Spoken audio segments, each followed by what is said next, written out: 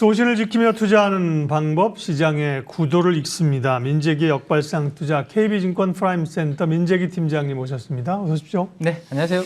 부채한도 3차 역상이 결렬됐음에도 불구하고 우리 주식시장은 끄떡같이 하고 오르는 이유가 무엇인가? 그다음에 코스피와 코스닥의 힘겨루기가 왔다 갔다 합니다. 코스닥이 강하다가 코스피가 강하다가 네. 다시 지금 또 코스닥이 또 네. 강합니다. 그럼 좀 읽어주세요. 네, 정신을 못 차릴 것 같습니다. 네. 너무 빨리 시장이 변하는 네. 것 같아서 오늘 또 말씀드렸던 부분이 다음 주 이 시간에는 또 어떻게 변해 있을지 참 애매한 상황인데요. 예. 아무튼 시장을 한번 읽어보도록 하겠습니다.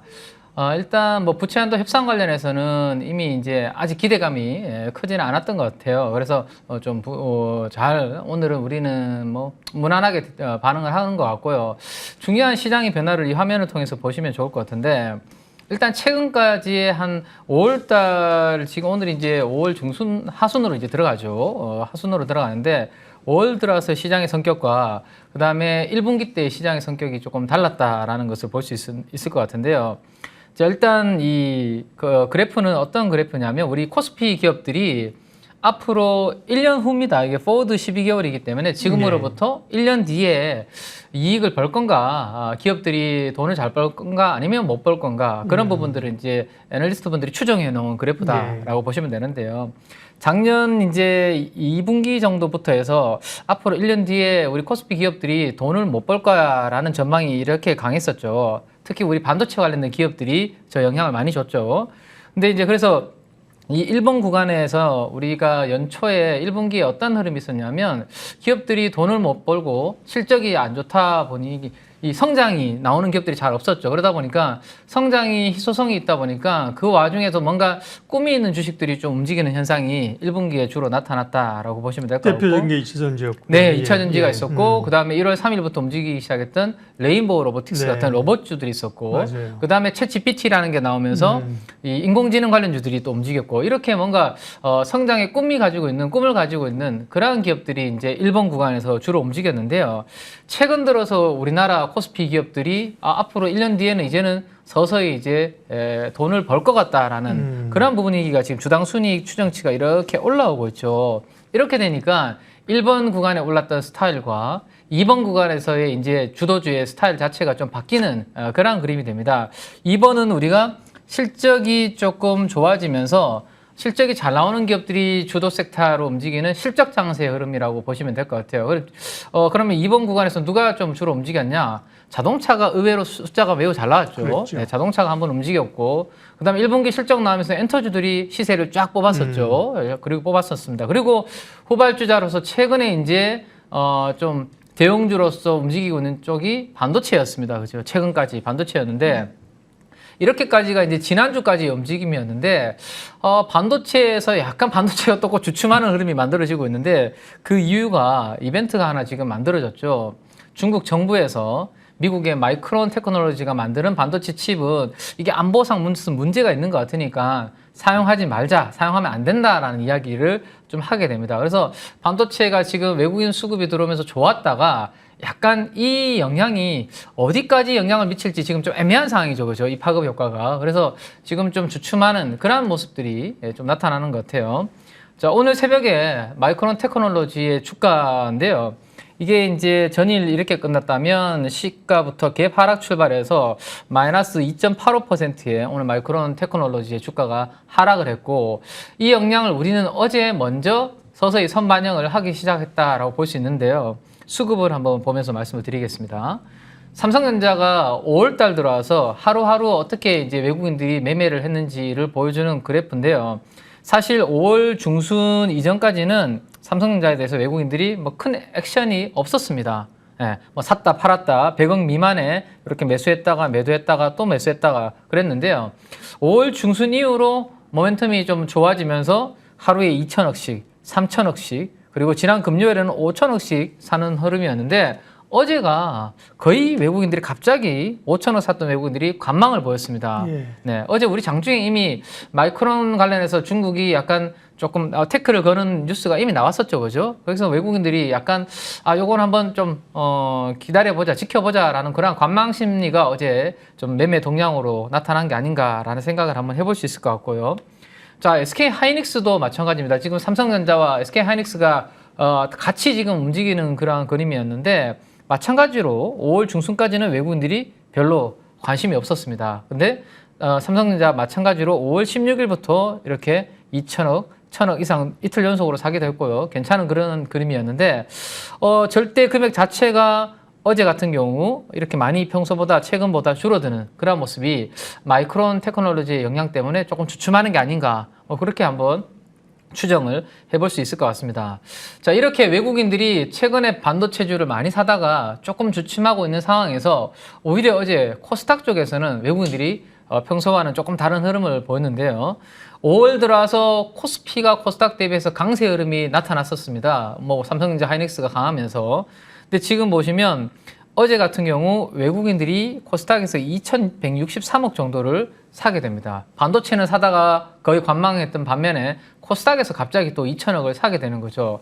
자, 이러다 보니까 그러면 외국인들이 반도체는 조금 이제 주춤하고 어디를 샀는지. 그러게요. 네. 뭘 샀나 궁금한데요. 네, 그 부분은 우리가 한번 또 봐야 되는데 어제 하루 동안 외국인들이 코스닥에서 매수 금액 기준으로 많이 산 종목 20종목을 제가 한번 이렇게 정렬을 해보니까 최근 들어서 조금 많이 쉬었던 에코프로와 에코프로 BM, LNF 요 세 종목을 2천억 중에서 한 1,000억 정도를 절반은 이 세 종목을 샀더라고요. 그래서 이렇게 되면 또 반도체가 살짝 쉬는 사이에 다시 또 2차 전지가 좀 움직일 수 있지 않을까, 시장의 스타일이 약간 변할 수 있는 그런 부분이 어제 이제 수급에서 좀 나타났다라는 말씀을 좀 드릴 수 있을 것 같고, 에코프로와 에코프로 BM, LNF 하나씩 간단하게만 한번 체크를 해드리면 5월달 이후로 거의 밑으로 지금 다 매도였습니다. 하루 정도 5월 9일을 제외하면 에코프로는 계속 매도였고 대부분이 어제 갑자기 한 500억 정도 순매수를 했다라는 것을 볼 수 있고요. 에코프로 BM도 마찬가지죠. 5월 9일 에코프로 BM과 함께 외국인들이 잠깐 샀다가 대부분은 이렇게 보면 5월달 들어와서 매도였는데요. 어제 다시 순매수를 좀 돌아서는 모습이었습니다. 그리고 마지막으로 LNF도 마찬가지의 흐름, 최근 이틀 동안 순매수로 외국인들이 이렇게 들어오고 있는 모습이죠. 자, 이런 것으로 봤을 때 만약에 반도체가 마이크론 테크놀로지 영향으로 인해서 조금 쉬어가는 그런 그림이 된다면 또다시 이제 2차 전지가 이 세 개 종목이 뭐 많이 오르지는 않더라도요. 가격 조정을 추가적으로 이제 받지 않고 안정적으로 이제 뭐 기간 조정만 보여준다고 하더라도 2차 전지 내에서 낙폭이 컸었던 종목들이 움직일 수 있는 그런 환경을 만들어주지 않을까, 뭐 그런 생각 한번 해볼 수 있을 것 같아요. 그래서 마지막으로 아마 오늘 새벽에 테슬라의 주가 흐름을 한번 보겠는데, 요즘 테슬라가 엔비디아는 엄청 잘 올라갔는데 사실 테슬라는 뭐 주도주의 자리를 조금 엔비디아한테 내줬었죠, 미국에서. 근데 오늘 새벽에 테슬라가 물론 이제 인공지능 관련된 부분들이 좀 부각이 되기도 했는데요. 테슬라가 가지고 있는 이 기술에 대해서 5% 정도 상승을 하니까 이 또한 뭐 테슬라와 2차전지 관련주들은 뭐 상관관계가 좀 높으니까요. 이 부분도 좀 오늘 긍정적으로 작용을 하고 있다라고 정리를 해드릴 수 있을 것 같습니다. 예, 그럼 이제 시장의 주도주는 반도체냐 2차 전지냐 이 기싸움에서 어디로 좀 비중을 늘려야 될지 아주 뭐 이것이 문제로다 궁금한 질문입니다. 답변 좀 해주세요. 네. 그래서 이제 이게 반도체가 될지 2차 전지가 될지 왔다 갔다 뭐 지금 하고 있는데 그래서 저는 두 개가 다 가지고 있는 회사를 한번 선택해 보면 어떨까라는 생각으로 오늘 한번 공부를 해보려고 하는데, 동진 세미캠이라는 회사가 있습니다. 이거는 반도체 소재잖아요. 네, 이거는 우리가 이제 반도체 소재 관련주 특히 우리가 회로를 그릴 때 있죠. 웨이퍼 위에다가 감광액이라는 것을 도포를 합니다. 그것을 이제 포토 레지스트라고 하죠. 거기에 이제 회로를 그리는데 그것을 이제 우리나라에서 글로벌리에서도 잘하고 있는 회사가 동진 세미캠이라는 회사인데 지금 연초 이후부터 주가 흐름을 한번 보시면 사실 최근에는 별로 이렇게 재미가 없었습니다. 다른 좀 반도체 소부장 관련주들이 좀 오른 것에 비하면 재미가 없다가 최근에 이틀 동안 반짝 이렇게 올랐었거든요. 이렇게 좀 부진했었던 이유가 동진 세미캠은 이 우리 아베 이슈가 있었을 때 반도체 소부장 가장 수혜주였었거든요. 그렇죠. 국산화 대치하면서. 근데 최근에 이 분위기가 한국하고 일본하고 약간 이 화해 무드가 만들어지다 보니까 그러면 이 포토 레지스트를 굳이 동진 세미캠이라는 회사를 키워줄 필요가 있을까라는 생각을 조금 앞서 나가서 하게 된 거죠, 시장이. 일본 거를 쓰면 되지 굳이 뭐 이런 생각을 하게 됐는데, 그래도 제가 봤을 때는 혹시 또 모르잖아요, 그죠? 그리고 삼성전자의 이재용 회장이 일본으로 그때 급하게 가서 좀 뭐 달라, 우리한테 좀 달라라고 굴욕적으로 그런 모습도 있었고 했기 때문에 저는 과거처럼 돌아가지는 않을 거라고 생각이 되거든요. 그래서 그런 부분도 있었는데다가 최근에 이제 뭐 반도체 소부장이 움직이니까 드디어 이제 좀 움직이기 시작을 했는데요. 자, 이 회사가 하고 있는 주요 제품은 분기 보고서에서 제가 가지고 온 내용인데 조금 전에 말씀드렸던 것처럼 감광액이라는 부분들, 그 다음에 화학 소재 관련된 부분들, 이 부분이 매출의 거의 절반 이상을 하고 있기 때문에 네. 반도체의 업황이 이 회사한테는 중요한 사항입니다. 그래서 이 부분을 바닥을 찍고 만약에 통과한다라면 이쪽도 나쁘지 않은 그런 이제 환경이 될 수 있겠죠. 자, 연간 실적을 한번 가지고 와봤는데요. 이 기업은 꾸준하게 지금 매출액이 파란색 그래프인데 매년 이렇게 성장을 하고 있는 모습이고요. 거기에 맞춰서 영업이익도 이렇게 좋아지는 기업입니다. 그래서 강강의 포토레지스트와 관련된 기술력을 보유를 하고 있기 때문에 삼성전자향으로 많이 납품을 하면서 실적은 꾸준하게 흐름을 보여주고 있는데 1분기 실적이 지금 보시는 것처럼 약간 주춤하는 분기별 실적인데요.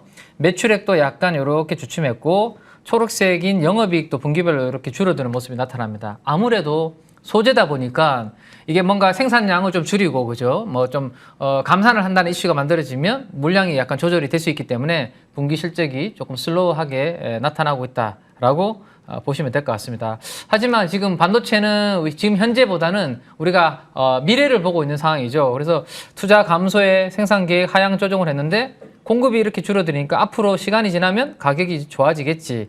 이러한 기대감으로 반도체는 최근에 올라갔고 그 움직임들이 DDR5부터 현물 가격이 반등을 이미 지금 주고 있는 그러한 상황입니다. 자, 삼성전자가 이제 그런 흐름에 따라서 PBR 가장 하단부 PBR 1배에서 지금 주가가 이렇게 이미 올라와 있는 상황이고요. 하이닉스도 PBR 0.8배가 항상 바닥이었거든요. 거의. 거기에서 지금 1배 이상으로 이미 가깝게 이렇게 올라와 있는 상황입니다. 자, 동지세미캠 위치를 한번 보시죠. 다른 IT 소부장들이 역사적인 밴드 상단부까지 이미 올라간 종목들이 많습니다. 조금 네. 전에 한미반도체 이야기도 나오고 뭐 했는데 ISC, 한미반도체 이런 종목들은 최근에 주가가 많이 올라서 여기까지 다 올라가 있거든요. 근데 동지세미캠은 아직까지 역사적인 밴드 하단부에서 위치해 있다라는 거, 뭐 위치가 편안하다라고 볼 수 있을 것 같고 PR 밴드도 마찬가지입니다. 아직까지는 여기에 붙어 있는 그러한 상황입니다. 자, 근데 제가 말씀드리고 싶은 부분은 반도체도 이제 긴 어두운 터널을 지나가고 있긴 한데 이 회사에 대해서 관심은 시장에서 2차 전지 쪽에 지금 관심이 있거든요. 네. 이 회사는 원래 기관 투자가들이 조금 멀리 했던 이유가 IR을 안 하던 회사입니다. 맞습니다. 기업 설명회를. 네. 왜냐하면 삼성전자하고 관계가 너무 깊다 보니까 함부로 말을 못 하기 때문에 기업 설명회를 안 했거든요. 근데 어제 오후 2시에 공시를 하게 됩니다. 우리 5월 26일 날 기업 설명회 합니다라고 공시를 하게 됩니다. 그러니까 오후 2시에 공시가 나오고부터 주가가 이렇게 튀는 그런 그림이 나왔거든요.